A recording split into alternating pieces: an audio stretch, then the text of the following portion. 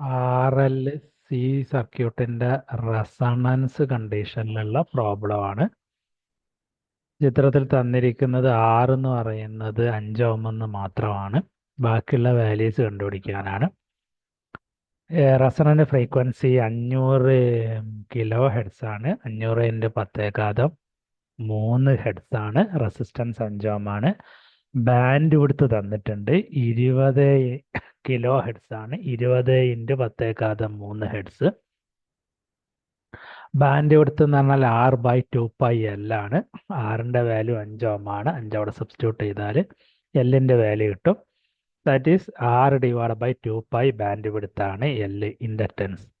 6 5 divided by 2 × 3.14 × 20 × 10⁻³ എന്ന് പറഞ്ഞാൽ 29 micro ഫാരഡയാണ് കിട്ടുക. റെസണൻ്റ് ഫ്രീക്വൻസി കണ്ടുപിടിക്കാൻ വേണ്ടി √1/RL 1/LC -R²/L².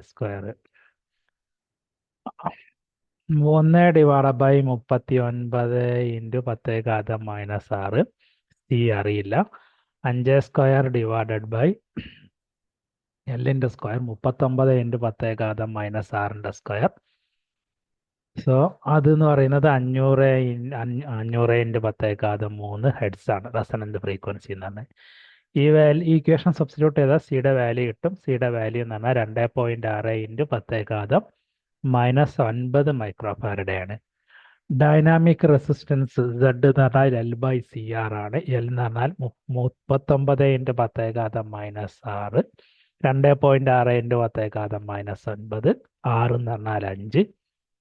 ഇമ്പിഡൻസിൻ്റെ യൂണിറ്റ് എന്ന് പറഞ്ഞാൽ ഓം ആണ്. 3000 ഓം ആണ്